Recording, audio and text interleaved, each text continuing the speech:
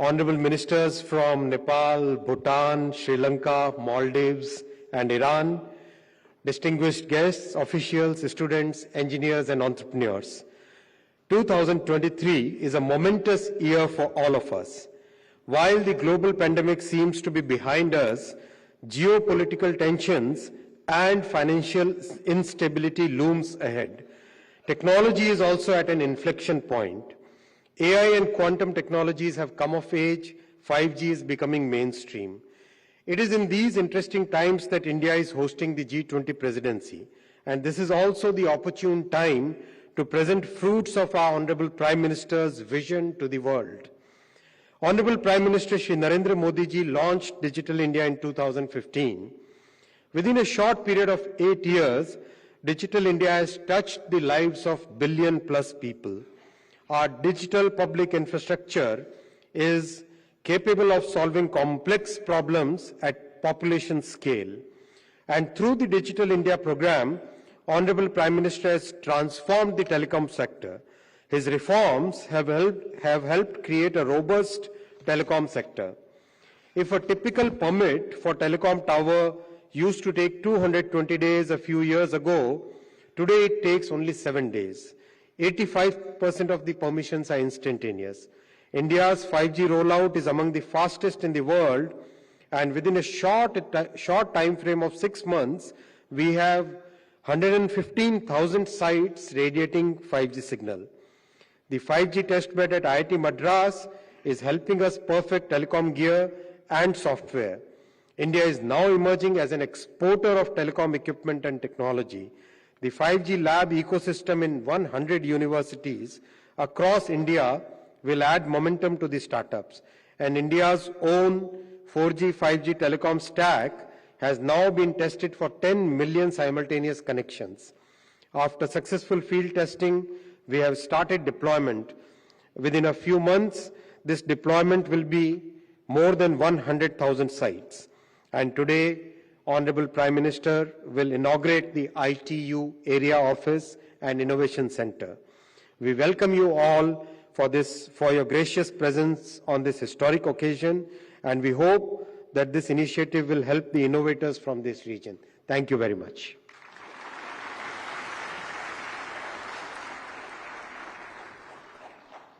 Thank you, sir.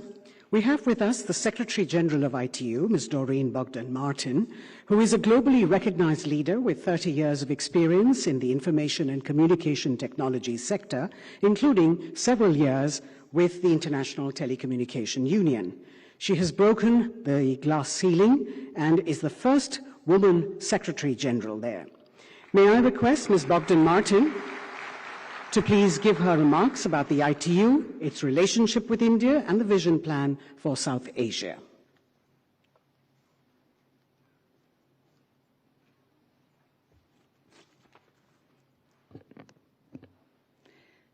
Honorable Prime Minister Shri Narendra Modi, Honorable External Affairs Minister Shri Jaishankar, Honorable Union Minister Shri Vaishnaw, Honorable Minister of State for Communications Shri Chauhan, dear friends of ITU in India and across South Asia, Namaste. It's such a joy and really a true honor to be here with all of you in Delhi today. And of course, it's also a special day as many Indians across the country are celebrating their New Year. So Happy New Year. Together, ladies and gentlemen, together we're making history today. This has been made possible through India's strong support for this project right from the start. And so my thanks goes to you, Mr. Prime Minister, for helping to bring this new ITU Area Office and Innovation Center to India, and for opening this new chapter in the long and very rich history and relationship between the ITU and India. I'm very excited about this because ITU's presence in the region will help introduce advanced technologies, improve capacity development, foster entrepreneurship and partnerships, and respond to needs on the ground from digital services to skills to cybersecurity to digital inclusion. It will bring ITU closer to its members in Asia Pacific so that we can serve them better by driving progress on universal connectivity and sustainable digital transformation. That is the clear mandate of ITU. And that's exactly what the world needs right now to address our most complex challenges and to achieve the Sustainable Development Goals, and I've made that my #1 priority. The Innovation Center that we're inaugurating today is in one of the world's best hubs for technological innovation, a place where cutting-edge research is driving digital development and pushing the envelope on the power and the potential of emerging technologies. Nowhere is this more evident than in space, the next frontier for innovation, where India, a proud spacefaring nation, has much to contribute to the growing space economy. India is a role model for countries that are looking to digital transformation that can help to grow their economy, to rethink their government services, attract investment, remake commerce, and empower their people with the digital tools and the skills that they need to succeed. And I think that the results speak for themselves. India is home to one of the biggest startup ecosystems, digital payments market, and tech workforces in the world. Under the vision and the leadership of His Excellency the Prime Minister, Digital India has put the country on the forefront of tech innovation and adoption with game-changing initiatives like Aadhaar, the Unified Payment Interface Platform UPI, and so many others. So many other initiatives that have turned India into a knowledge-based economy where innovation is happening fast, at low cost, and on a massive scale unseen before. Because at the center is a basic principle, and that basic principle, inclusive growth, is captured in the mantra, Sabka Saath, Sabka Vikas.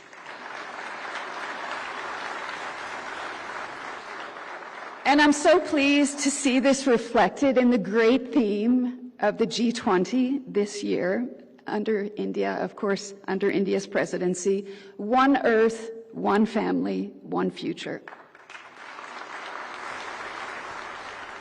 Because, ladies and gentlemen, that's what this moment requires. And I want to take this opportunity to again commend the Prime Minister and India for their leadership, for keeping digital high on the agenda, and for considering ITU as a knowledge partner in the G20 presidency.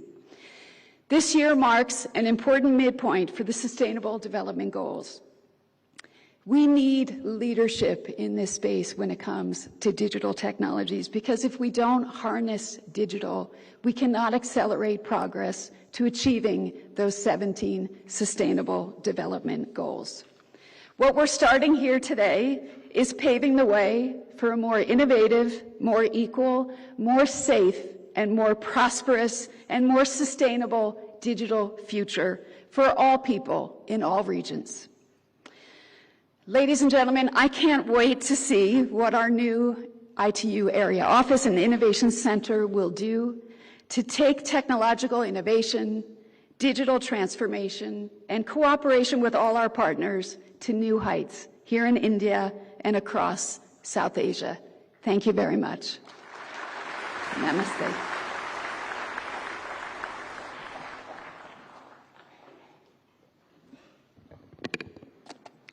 Thank you, Ms. Martin. As mentioned before, India has been a founding member and an active contributor to global telecom policy and standards through the ITU platform. We now have a short video that we'd like to share with you about India's journey at the ITU.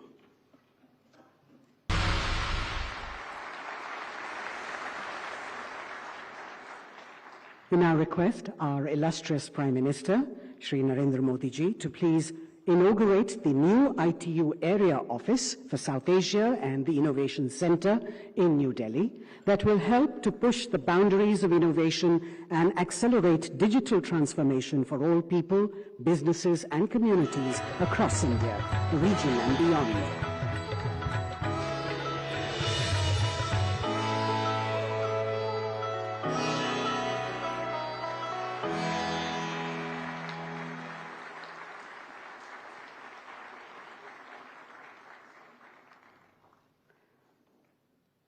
After the launch of 5G services on the 1st of October 2022 in India by the Honorable Prime Minister, the rollout of 5G networks in the country has been rapid and in fact the fastest in the world.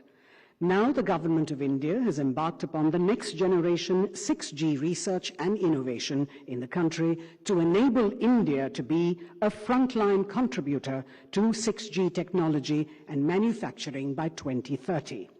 India is just becoming Atmanirbhar or self-reliant in emerging and vital ICTs, but has become a significant contributor to the global public good and for ubiquitous and affordable connectivity to enhance the lives and livelihoods in growing economies.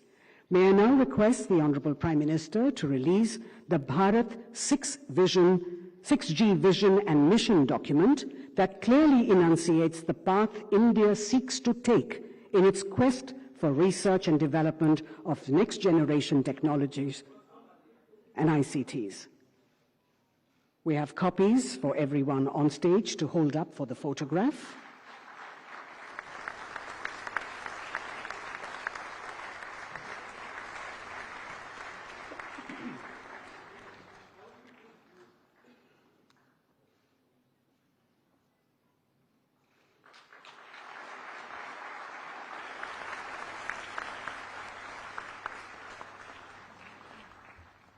Thank you, sir.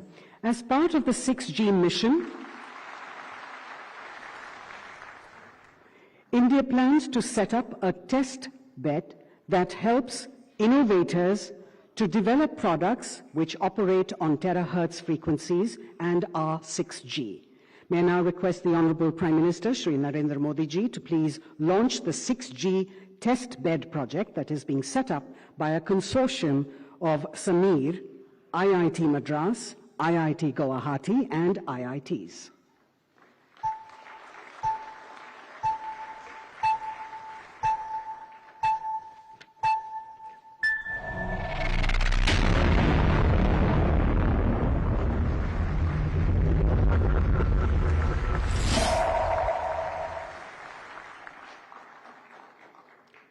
Ladies and gentlemen, the National Broadband Mission, an initiative by the Department of Telecommunications, aims to ensure connectivity for all with equal digital access to citizens living in rural areas. Under the mission, the government has been trying to boost the digital infrastructure in the country, and with this mobile app, aptly called Call Before You Dig, the government aims to connect construction agencies with underground utility asset owners, as seamless communication between these parties is a critical element of Digital India vision. We have a short film on this app. Under the exemplary leadership of the Honorable Prime Minister Shri Narendra Modi, India is witnessing unprecedented developmental works.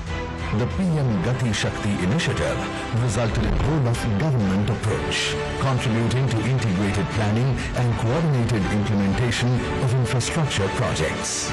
PM Gati Shakti अब ये सुनिश्चित करेगी कि 21वीं सदी का Bharat infrastructure project में coordination में कमी की वजह से ना पैसे का नुकसान उठाए और ना ही समय गवाए। Sometimes, during the construction of infrastructure projects, underground utility assets get damaged. In telecom sector alone, about 1 million cable cuts happen, causing a loss of about $400 million every year. Therefore, it was important to come up with a solution to prevent damage to the nation's underground public infrastructure. As per the vision of the Prime Minister, the Department of Telecommunications and BISAG-M have developed a unique mobile application, Call Before You Dig. The Call Before You Dig mobile application will not only help to protect the 3.7 million route kilometers of the telecom sector's underground optical fiber cable infrastructure, but also safeguard water and gas pipelines, electricity cables, etc. Reduction in damages to these infrastructures will also reduce inconvenience to the citizens. More than 25,000 underground asset owner offices have been registered in this app so far. Because of the availability of contact information of all utility agencies in the app, excavators will be able to inform them at every stage of work. Automated email, SMS and inaugurates will provide frequent updates to excavators and asset owners. Better coordination between the agencies will lead to planned excavation, ensuring the safety of underground assets, thus benefiting all the stakeholders through ease of doing business, saving potential business losses and minimizing discomfort to the citizens, as there will be less disruption in road, telecom, water, gas and electricity services. With Call Before You Dig mobile app, safety of nation's underground assets is in your hands.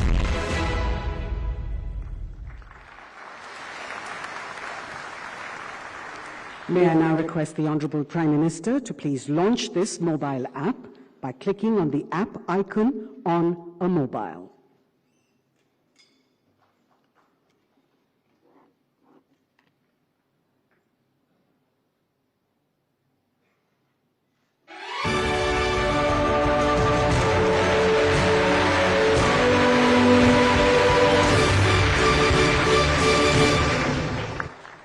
Thank you, Mr. Prime Minister, sir, for launching all these important elements. May I now request you to please share your thoughts with us.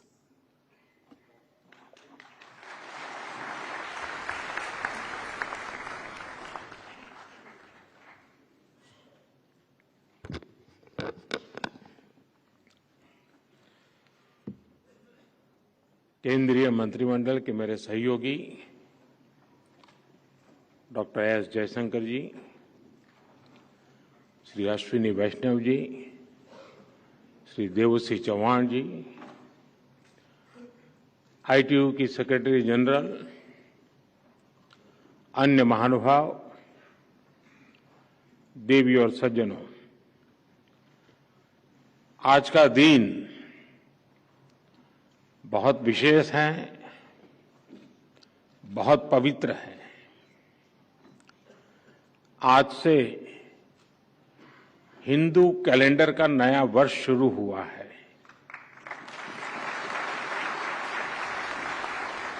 मैं आप सभी को और सभी देशवासियों को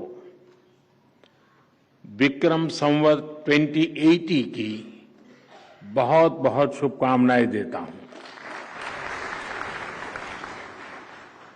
हमारे इतने विशाल देश में,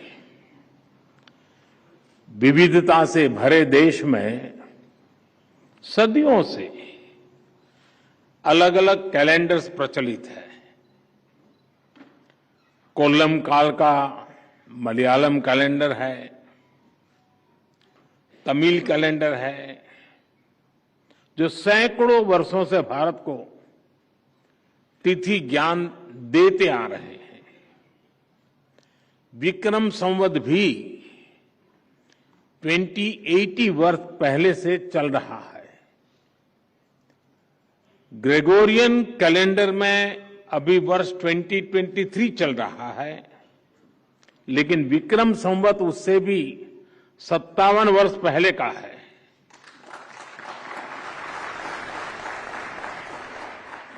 मुझे खुशी है कि नववर्ष के पहले दिन टेलीकॉम, आईसीटी और इससे जुड़े इनोवेशन को लेकर एक बहुत बड़ी शुरुआत भारत में हो रही है। आज यहां इंटरनेशनल टेलीकम्युनिकेशन यूनियन ITU के एरिया ऑफिस, और सिर्फ एरिया ऑफिस नहीं, एरिया ऑफिस और इनोवेशन सेंटर की स्थापना हुई है। इसके साथ साथ आज 6G टेस्ट बेड को भी लॉन्च किया गया है। इस टेक्नोलॉजी से जुड़े हमारे विजन डॉक्यूमेंट को अनवील किया गया है। ये डिजिटल इंडिया को नई ऊर्जा देने के साथ ही साउथ एशिया के लिए, ग्लोबल साउथ के लिए नए समाधान, नए इनोवेशन लेकर आएगा। खासकर हमारे एकेडेमिया, हमारे इनोवेटर्स, स्टार्टअप्स, हमारी इंडस्ट्री के लिए इससे अनेक नए अवसर बनेंगे। फ्रेंड्स, आज जब भारत G20 की प्रेसिडेंसी कर रहा है तो उसकी प्राथमिकताओं में रीजनल डिवाइड को कम करना भी है। कुछ सप्ताह पहले ही भारत ने ग्लोबल साउथ समिट का आयोजन किया है। ग्लोबल साउथ की यूनिक जरूरतों को देखते हुए टेक्नोलॉजी, डिजाइन और स्टैंडर्ड्स की भूमिका बहुत अहम है। ग्लोबल साउथ अब टेक्नोलॉजिकल डिवाइड को भी तेजी से ब्रीच करने में जुटा है। ITU का ये एरिया ऑफिस एवं इनोवेशन सेंटर इस दिशा में एक बहुत बड़ा कदम है। मैं ग्लोबल साउथ में यूनिवर्सल कनेक्टिविटी के निर्माण को लेकर भारत के प्रयासों को भी ये अत्यंत गतिदायक और गति देने वाला होगा। इससे साउथ एशियाई देशों में आईसीटी सेक्टर में कोऑपरेशन और कोलैबोरेशन भी मजबूत होगा। और इस अवसर पर विदेश के भी बहुत बहुत मेहमान आज हमारे यहां मौजूद हैं। मैं आप सबको बहुत बहुत बधाई देता हूं, बहुत बहुत शुभकामनाएं देता हूं। साथियों, जब हम टेक्नोलॉजिकल डिवाइड को ब्रिज करने की बात करते हैं तो भारत से अपेक्षा करना भी बहुत स्वाभाविक है। भारत का सामर्थ्य, भारत का इनोवेशन कल्चर, भारत का इंफ्रास्ट्रक्चर, भारत का स्किल और इनोवेटिव मैन पावर, भारत का फेवरेबल पॉलिसी एनवायरनमेंट, ये सारी बातें इस अपेक्षा का आधार है। इनके साथ ही भारत के पास जो दो प्रमुख शक्तियां हैं वो है ट्रस्ट और दूसरा है स्केल।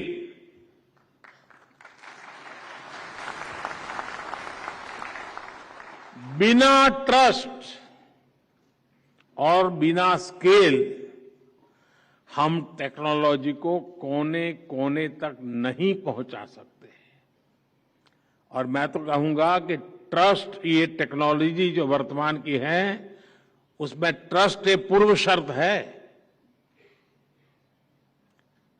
इस दिशा में भारत के प्रयासों की चर्चा आज पूरी दुनिया कर रही है।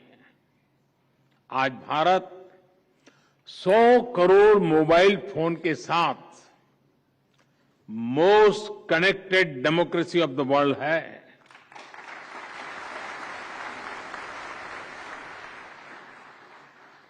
सस्ते स्मार्टफोन और सस्ते इंटरनेट डेटा ने भारत के डिजिटल वर्ल्ड का कायाकल्प कर दिया है। आज भारत में हर महीने 800 करोड़ से अधिक यूपीआई आधारित डिजिटल पेमेंट्स होते हैं। आज भारत में हर दिन 7 करोड़ ई ऑथेंटिफिकेशंस होते हैं। भारत के कोविन प्लेटफॉर्म के माध्यम से देश में 220 करोड़ से अधिक वैक्सीन डोज लगी है। बीते वर्षों में भारत ने 28 लाख करोड़ रुपए से अधिक सीधे अपने सिटीजन्स के बैंक खातों में भेजे हैं, डायरेक्ट बेनिफिट ट्रांसफर। जनधन योजना के माध्यम से हमने अमेरिका की कुल आबादी से भी ज्यादा लोगों के बैंक खाते खोले हैं।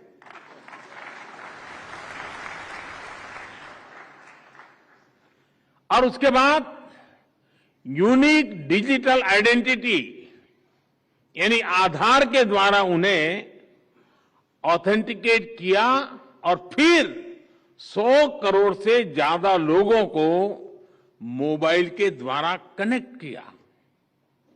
जनधन, आधार, मोबाइल, जेम ट्रिनिटी की ये ताकत विश्व के लिए एक अध्ययन का विषय है।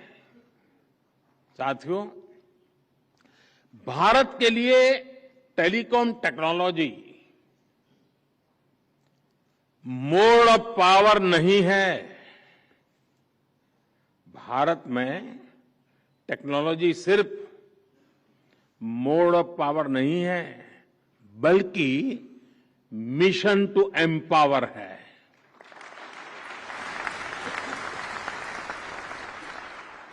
आज डिजिटल टेक्नोलॉजी भारत में यूनिवर्सल है, सबकी पहुंच में है। पिछले कुछ वर्षों में भारत में बड़े स्केल पर डिजिटल इंक्लूजन हुआ है। अगर हम ब्रॉडबैंड कनेक्टिविटी बात करें तो 2014 से पहले भारत में 6 करोड़ यूजर्स थे। आज ब्रॉडबैंड यूजर्स की संख्या 80 करोड़ से ज्यादा है। 2014 से पहले भारत में इंटरनेट कनेक्शन की संख्या 25 करोड़ थी। आज ये 85 करोड़ 85 करोड़ से भी ज्यादा है। साथियों, अब भारत के गांवों में इंटरनेट यूजर्स की संख्या शहरों में रहने वाले इंटरनेट यूजर से भी अधिक हो गई है। ये इस बात का प्रमाण है कि डिजिटल पावर कैसे देश के कोने कोने में पहुंच रही है। पिछले 9 वर्षों में भारत में सरकार और प्राइवेट सेक्टर ने मिलकर 25 लाख किलोमीटर ऑप्टिकल फाइबर बिछाया है। 25 लाख किलोमीटर ऑप्टिकल फाइबर। इन वर्षों में ही लगभग 2 लाख ग्राम पंचायतों तक ऑप्टिकल फाइबर से जोड़ा गया है। देश भर के गांवों में आज 5 लाख से अधिक common service centre digital service दे रहे हैं। इसी बात का प्रभाव है, इस सबका प्रभाव है कि आज हमारी डिजिटल इकोनॉमी देश की ओवरऑल इकोनॉमी से भी लगभग 2.5 गुना तेजी से आगे बढ़ रही है। साथियों, डिजिटल इंडिया से नॉन डिजिटल सेक्टर्स को भी बल मिल रहा है और इसका उदाहरण है हमारा PM Gatishakti national master plan. देश में बन रहे हर प्रकार के इंफ्रास्ट्रक्चर से जुड़े डेटा लेयर्स को एक प्लेटफॉर्म पर लाया जा रहा है। लक्ष्य यही है कि इंफ्रास्ट्रक्चर के विकास से जुड़े हर रिसोर्स की जानकारी एक जगह हो, हर स्टेक होल्डर के पास रियल टाइम इंफॉर्मेशन हो। आज यहां जिस कॉल बिफोर यू डिग इस ऐप को लॉन्चिंग हुई है और वो भी इसी भावना का विस्तार है। और कॉल बिफोर यू डिग का मतलब ये नहीं कि इसको पॉलिटिकल फील्ड में उपयोग करना है।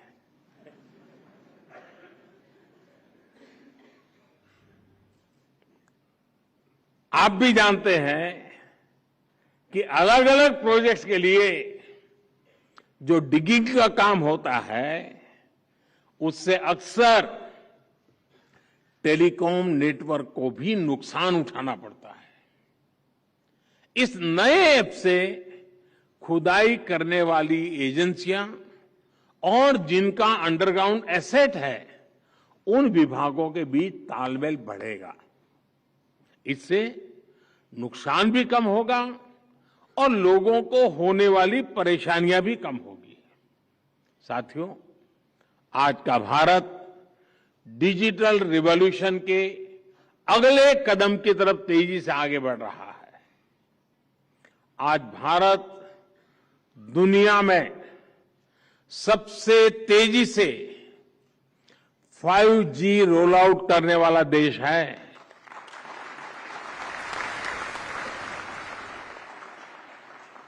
सिर्फ 120 दिन में 120 दिनों में ही 125 से अधिक शहरों में 5G रोल आउट हो चुका है। देश के लगभग 350 जिलों में आज 5G सर्विस पहुंच गई है। इतना ही नहीं, 5G रोल आउट के 6 महीने बाद ही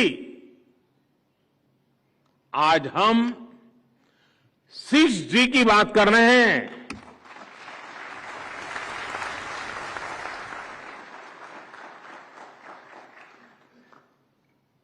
और ये भारत का कॉन्फिडेंस दिखाता है।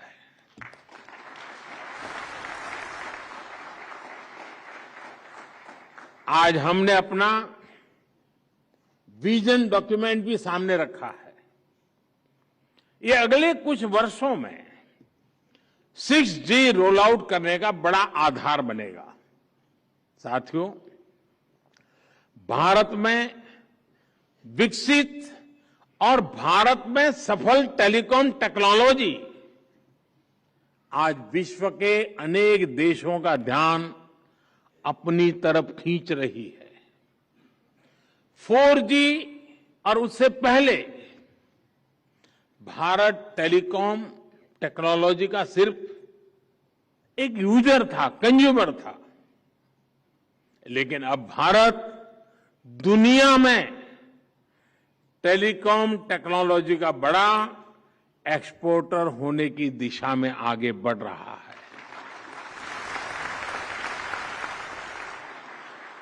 5G की जो शक्ति है उसकी मदद से पूरी दुनिया का वर्क कल्चर बदलने के लिए भारत कई देशों के साथ मिलकर के काम कर रहा है। आने वाले समय में भारत 100 नई 5G लैब्स की स्थापना करने जा रहा है।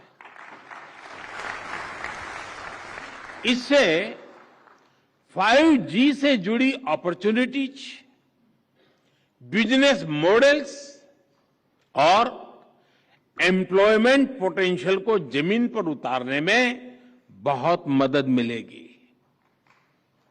ये 100 नई लैब्स भारत की यूनिक नीड्स के हिसाब से 5G एप्लीकेशंस डेवलप करने में मदद करेगी। चाहे 5G स्मार्ट क्लासरूम हो, फार्मिंग हो, इंटेलिजेंट ट्रांसपोर्ट सिस्टम्स हो या फिर हेल्थ केयर एप्लीकेशंस, भारत हर दिशा में तेजी से काम कर रहा है। भारत के 5Gi standards global 5G system का हिस्सा है। हम ITU के साथ भी फ्यूचर टेक्नोलॉजीज के स्टैंडर्डाइजेशन के लिए मिलकर के काम करेंगे। यहां जो इंडियन ITU एरिया ऑफिस खुल रहा है, वो हमें 6G के लिए सही एनवायरनमेंट बनाने में भी मदद करेगा।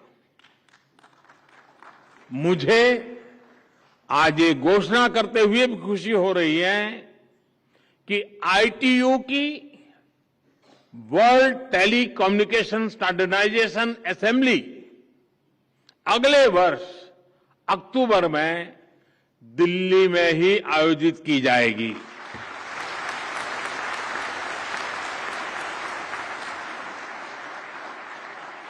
इसमें भी विश्व भर के प्रतिनिधि भारत आएंगे। मैं अभी से इस इवेंट के लिए आप सबको शुभकामनाएं तो देता हूं, लेकिन मैं इस क्षेत्र के विद्वानों को चुनौती भी देता हूं कि हम अक्टूबर के पहले ऐसा कुछ करें जो दुनिया के गरीब से गरीब देशों को अधिक से अधिक काम आए।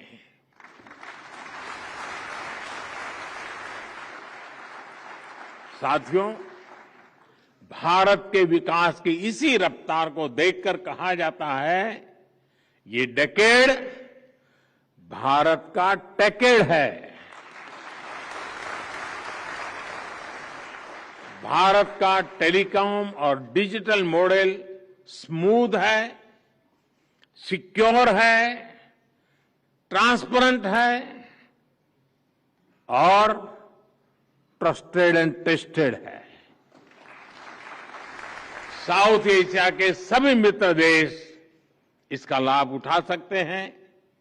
मेरा विश्वास है ITU का ये सेंटर इसमें एक अहम भूमिका निभाएगा।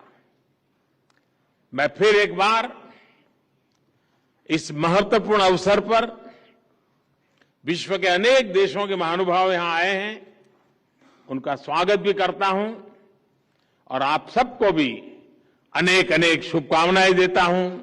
बहुत बहुत धन्यवाद।